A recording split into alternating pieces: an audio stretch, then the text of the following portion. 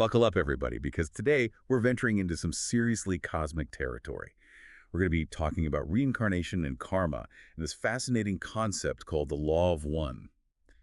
It's like we're getting a peek behind the curtain of reality to explore how our past lives might be shaping who we are today. And it really is a captivating exploration, especially when we consider the Law of One. This body of work was channeled from a being called Ra, who exists in sixth density, and it gives us this really unique perspective on our soul's journey through different lifetimes. Okay, wait, sixth density being, now that's a level of consciousness I could barely even imagine. But I guess let's back up for a second, start with the basics. What exactly is the Law of One? Well, at its core, the Law of One can be boiled down to one profound statement: all is one. Everything that exists in the universe stems from a single infinite creator, and we are all interconnected threads in this massive cosmic tapestry. It's a pretty mind-blowing concept to consider, but it suggests that everything we do, even actions in past lives, creates ripples that extend far beyond just ourselves. Okay, I can already feel my perception of reality starting to shift. So how does reincarnation fit into this interconnected web? The Law of One views reincarnation as a journey through these different densities of experience, each with its own set of lessons and challenges. We keep cycling through these densities, learning and growing with each lifetime until we eventually merge back with the Creator. You can think of it like a cosmic curriculum, with each lifetime being like a new course. Fascinating. And so we're currently in third density right here on Earth. hmm What would you say is the curriculum for this stage of the journey? Third density is all about self-awareness and choosing our polarity. It's about deciding whether we want to walk the path of service to others or service to self. That tension between self-interest and the desire to serve something larger is a huge part of our experience here on Earth. Yeah, wow, no wonder life can feel so complicated sometimes. It really is like we're wrestling with those two opposing forces within ourselves all the time.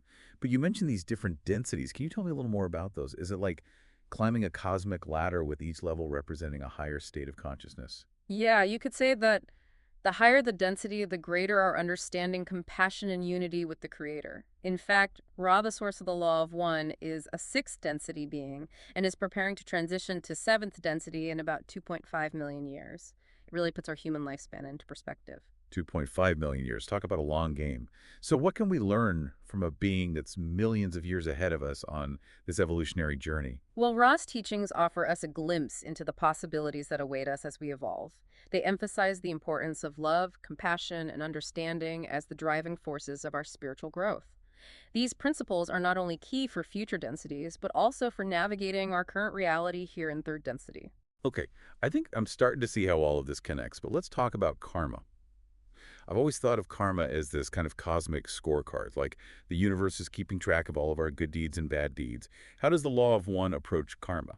The Law of One actually presents a much more nuanced understanding of karma. It's not about punishment or reward, it's about balance. Every action creates an energetic ripple, and karma is the process of restoring equilibrium. Imagine a cosmic scale that's always trying to find balance.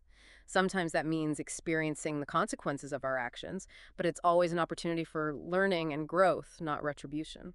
So it's less about what goes around comes around and more about understanding the interconnectedness of everything and how our actions create ripples that ultimately affect us too. Exactly. Karma is a reflection of the interconnected nature of reality. It reminds us that we are all part of this huge cosmic dance, and our actions, whether positive or negative, all contribute to the overall harmony or disharmony of the universe. That's a powerful image, a cosmic dance where every step matters. But how do we actually balance those scales?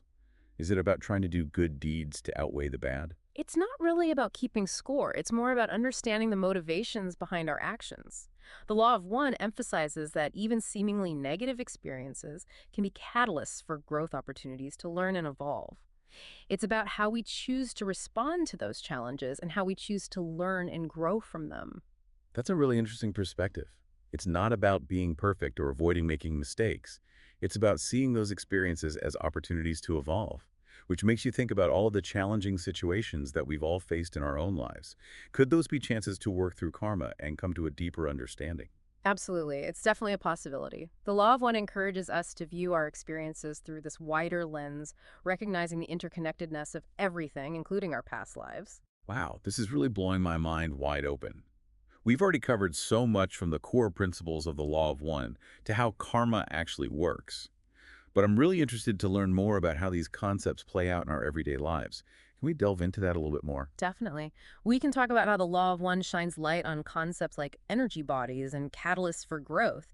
And we can even get into the fascinating idea of wanderers, beings from higher densities who have chosen to incarnate on Earth. Wanderers. Okay, now you've really piqued my interest. I can't wait to hear more about that. Welcome back, Cosmic Explorers. In part one, we got to delve into the mind-bending world of the Law of One. We explored these amazing concepts, like reincarnation and karma. It's like we were given a decoder ring for the cosmos so we could try to understand our soul's journey. Right. It's incredible. And I'm ready to keep using that decoder ring. Today, let's use it to examine another fascinating concept, energy bodies. The Law of One suggests that we have these complex energy systems that can interact with the universe in these profound ways. Yeah, it's fascinating. Each of us has this really vibrant, multi-layered field of energy that surrounds and penetrates our physical body. Okay, energy bodies. Yeah, We're talking about like auras and chakras and stuff like that. I've always been so curious about those kinds of things. Like, how could these invisible forces be influencing our lives? exactly. You can kind of think of it like an energetic blueprint, a reflection of our inner state. So it's like we're walking around with these invisible energy fields that are constantly interacting with the world around us. That's kind of a wild thought. It is pretty wild. And the Yeah. Law of One says that these energy bodies have a crucial role in our spiritual evolution. And they're not static, we can actually cultivate them and refine them. So we can cultivate them. Mhm. Interesting. So if we cultivate and refine them, what happens? Well, it allows for greater flows of energy, and that lets you have a deeper connection to the universe. Wow. Okay, so I know I've heard about chakras before. Those are like the energy centers in our bodies that are linked to different colors, right? What's the significance of the colors? So each chakra vibrates at a specific frequency, and those frequencies correspond to different colors. It's like there's a rainbow inside you, each color signifying a different aspect of your being. Oh, wow, that's so cool. Yeah. Okay, I'm ready for a chakra crash course. Yeah. What does it mean if certain chakras are blocked or out of balance? Can we even notice that happening in our lives? Absolutely. Think about a time when you felt like you were creatively stifled or emotionally drained, maybe physically weak or unmotivated. Yeah. Those could be signs of imbalances in your sacral or solar plexus chakras. Exploring your chakras can really give you insights into these patterns, and then you can use that information to make positive changes. So it's not just about understanding this stuff on a theoretical level. We can actually use this knowledge to improve our lives and become more balanced and harmonious. Exactly. The Law of One encourages us to become conscious co-creators of our reality, and understanding our energy bodies is a huge step in that direction. That's so empowering. Yeah. Okay, so I think now would be a good time to talk about the harvest. We touched on it briefly in the first part. You mentioned that it's this ongoing process, but I'm still a little confused about how it all works. Right. So the harvest is essentially a transition to a higher density of experience. So like graduating to a new level of consciousness. You got it. But here's the thing. Our ability to transition depends on our vibrational alignment. Oh, so it's like we have to be vibrating at a certain level or something. Yeah. Okay, and how do we know if we're aligned? Well, think about it this way. Are we aligned with love, compassion, and service to others, or are we more focused on fear, separation, and serving ourselves? That makes sense. So it's not a one-time event. It's a continuous process of aligning ourselves with those higher vibrations to gradually become ready for that next stage in our journey. Precisely. The more balanced and activated our energy bodies are, the more easily we can transition. Remember, so if we're vibrating at a higher frequency, we naturally attract those higher density experiences. That makes a lot of sense, actually. And it reminds me of what you said in part one about how there was almost no harvest from Earth 25,000 years ago. Could that be because humanity wasn't focusing enough on their inner work and cultivating those higher vibrations? It's a possibility. Perhaps the focus back then was too much on external pursuits like power or material possessions, and they neglected their inner development. It kind of seems like we're still struggling with that today. Yeah, you're right. But the good news is that the Law of One suggests that the choices we're making now are actually shaping the future of our planet. Oh, wow. So we could actually have a more harmonious and evolved society. That's amazing. It's true. We have so much potential. It's pretty inspiring. It really is. It's a little scary too, but mostly inspiring. Mm-hmm. Okay, so if we want to move toward a more positive harvest, what can we do to cultivate those higher vibrations in ourselves and as a society? The Law of One says that practices like meditation and energy healing are really helpful. Okay, makes sense. What else? Also, acts of kindness and compassion. Yeah, those seem really important too. They really are. And they're powerful actions that help us refine our energy bodies and shift our vibrational alignment toward love and unity. Okay, that sounds like a pretty good recipe for a more harmonious existence. It really does, both individually and collectively. You mentioned wanderers before. Can we talk about those now? Are wanderers beings from other planets visiting Earth? Not quite visiting, it's more like they're choosing to incarnate here. Wanderers are actually souls from higher densities, and they've made the choice to experience life on Earth. Wow, really? So they're like souls from other dimensions who are living here among us. That's just incredible to think about. What's their purpose for being here? Are they trying to like save us from ourselves or something? It's not really about these big, grand gestures or saving anyone. Wanderers are mostly here to just be, to radiate their higher vibrations and sort of subtly influence our collective consciousness. Oh, I see. So they're like these beacons of love and light that are here to remind us of our true nature and potential. Exactly. They can help us remember who we truly are. And who are we truly? We are sparks of the infinite creator. Oh, wow. And as those sparks, we're capable of incredible wisdom and compassion. I love that image. Sparks of the Creator illuminating the world with our unique light. Hmm. But we've talked a lot about service to others, and I'm wondering about the other path, service to self. Is that like a bad thing? Is it a selfish path? The law of one actually teaches that both paths are valid expressions of the creator, but they do lead to different outcomes. Okay, so what's the difference? Service to others is all about expanding our awareness to include the well-being of all beings. Service to self is more about prioritizing personal power and control. So it's not about one being good and one being bad. It's more about understanding the motivation and the consequences of each choice. You got it. The law of one really emphasizes the importance of free will. We're always being presented with opportunities to choose to align ourselves with service to self or service to others. Makes sense. And those choices over many lifetimes shape the trajectory of our soul's journey. Exactly. Okay, that makes sense. I'm remembering what we talked about with wanderers earlier, those souls from higher densities who chose to incarnate here.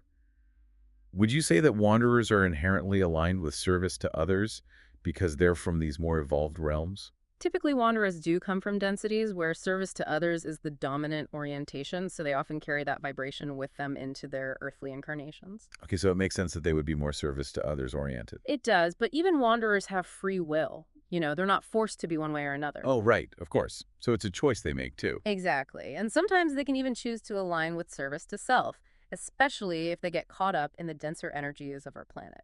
Oh, wow, that's interesting. It really highlights just how challenging this third density experience can be, even for beings who come from these realms of greater love and light. Speaking of those higher realms, I'm kind of curious about how they interact with our world. Do higher density beings ever intervene in our lives? Do they offer guidance or assistance? The law of one describes this confederation of planets. Oh, wow, a confederation of planets. Yeah, it's really interesting. They're a group of higher density beings that are dedicated to service to others, and they act as guides and mentors, but they have to follow the law of free will, so they can only assist if we ask for help. Oh, that's so cool. It's like there's a cosmic support system out there that's waiting for us to ask for guidance. How do we make that connection? Do we have to meditate on top of a mountain or something? It's not about the outward actions so much. It's more about inner alignment. Oh, so it's about our internal state. Exactly. When we dedicate ourselves to service to others and our hearts are open to love and compassion, we naturally attract those higher vibrations into our lives. That makes sense. So how does the Confederation communicate with us? They mostly communicate through subtle means like dreams, synchronicities, and intuitive nudges. Oh, wow. It's a really gentle way of offering guidance and support, but without infringing on our free will. That's beautiful. It's like saying we have this team of cosmic cheerleaders who are ready to help us on our journey, but they're waiting for us to take that first step and open our hearts and align ourselves with love. Exactly. The law of one reminds us that we're never truly alone on this journey. We're all part of this interconnected web of consciousness supported by these forces of love and light that we can't even fully grasp. That's incredible. Yeah. This deep dive into the Law of One has been amazing. Mhm. We've covered so much ground: reincarnation, karma, energy bodies, the intricate dance between service to self and service to others, and even the presence of higher density beings helping us along the way. All right, cosmic adventurers, welcome back for our final descent into the depths of the Law of One. That's right. We're going to be wrapping things up today. We've been on quite the journey already, haven't we? We have. We've explored reincarnation karma, those fascinating energy bodies within us. And the whole idea of service to self versus service to others. Right. It's like we've reached this cosmic crossroads, this choice that shapes our soul's evolution. It really does feel that way. So let's dive right into that choice. In this final part, we're going to be focusing on the concept of service. Those two distinct paths, service to self and service to others. It's a topic that has always fascinated me. And it's one that's deeply woven into the fabric of our existence. That's a beautiful way to put it. So we've talked a bit about service to others already, but I'm still a little fuzzy on the whole service to self thing. Is it basically just being selfish, like putting our own needs above everyone else's? Does that mean it's inherently a bad path to take? Well, the law of one actually cautions against labeling either path as inherently good or bad. That makes sense. It's not really about morality, it's more about understanding the motivations and consequences of each choice. So can you explain a little bit more about service to self then? Like, what does that path really look like? In its purest form, service to self is about seeking personal power and control. Oh, so it's like putting ourselves first, even if it could mean potentially harming or manipulating others? It can manifest that way, yes. That does sound kind of a bit dark. It can, but it's important to remember that the law of one sees both polarities as necessary for the balance of creation. Okay, can you remind me how something that prioritizes personal gain over the well-being of others can actually contribute to the balance of the universe? Well, imagine it this way, without contrast, without experiencing separation and individuality, how could we ever appreciate unity and connection? The path of service to self, even though it has that potential for darkness, it can act as a catalyst for growth and understanding. It allows us to explore the depths of our own being, confront our own shadows, so that we can ultimately make a conscious choice about the direction of our soul's evolution. So it's like saying that even what might appear to be a dark side or a negative side actually has a purpose in the grand scheme of things. Right, and it helps us to define our values and make conscious choices about who we want to be. But it also sounds like it could very easily lead us down a path of egotism and separation. It is a delicate balance, for sure. Definitely. So what does the law of one say about the ultimate destination for both of those paths? It suggests that both paths will eventually lead us back to the Creator. Okay, so both paths lead back to the same place, but through totally different experiences. Yeah, that's right. So tell me more about the difference between those experiences then. The path of service to others expands our awareness to encompass the well-being of all beings, which leads to greater unity and compassion. The service to self path can create a cycle of isolation and control, which ends up hindering our spiritual growth. So it's not about judging individuals who might be on that service to self path. No, not at all. It's more about understanding the challenges and the potential pitfalls of that choice. Right, and ultimately it comes down to a personal decision, a choice that we're making at a soul level about how we want to engage with the universe. That's deep. I'm remembering our conversation from the last part about wanderers, those souls from higher densities who've chosen to incarnate here on Earth. Would you say that wanderers are inherently aligned with service to others, since they come from those more evolved realms? Well, typically wanderers come from densities where service to others is the dominant orientation. So yeah, they usually carry that vibration with them when they incarnate here. Okay, so it makes sense that they would be more service to others oriented, I guess. It does, but we can't forget that even wanderers have free will. Oh, right. Of course. Yeah. They're not forced to be one way or the other. It's a choice they make, too. Exactly. And sometimes they might even choose to align with service to self. Wow. So even these souls from higher densities can get caught up in that. They can, especially if they get entangled in those denser energies of our planet. Wow, that's really fascinating. It just highlights how challenging this third density experience can be, even for beings who come from these realms of greater love and light. Yeah. Speaking of those higher realms, I'm curious about how they interact with our world. Do higher density beings ever intervene in our lives or try to offer us guidance or assistance? The Law of One talks about something called the Confederation of Planets. Wait, a confederation of planets? Yeah. Tell me more. What is that?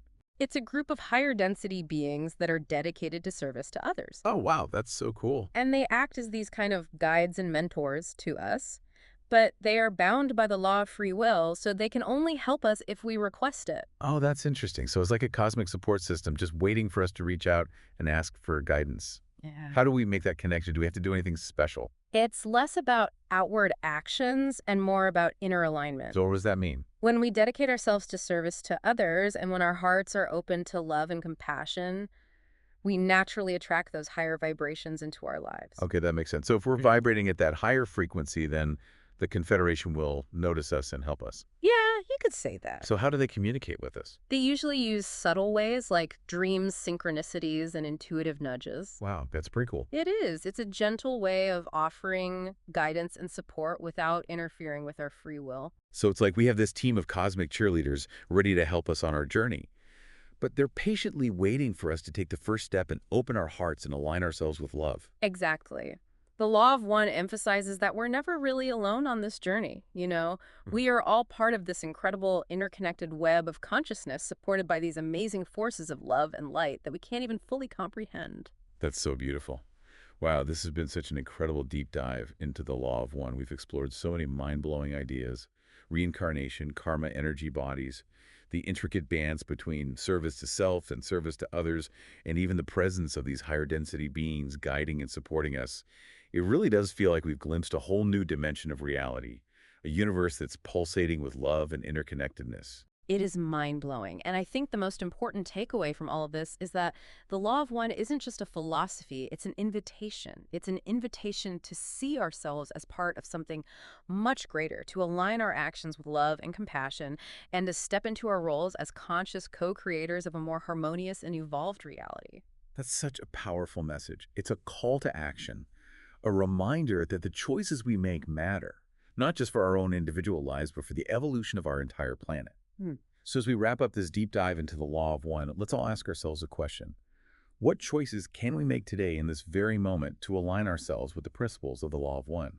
How can we actually embody love, compassion, and unity in our thoughts, our words, and our actions? And as you ponder that question, remember this: you are a spark of the infinite creator capable of incredible love and light. Embrace that truth, let it guide you on your journey, and watch as you create those ripples of positive change that will extend far beyond yourself. That's beautiful.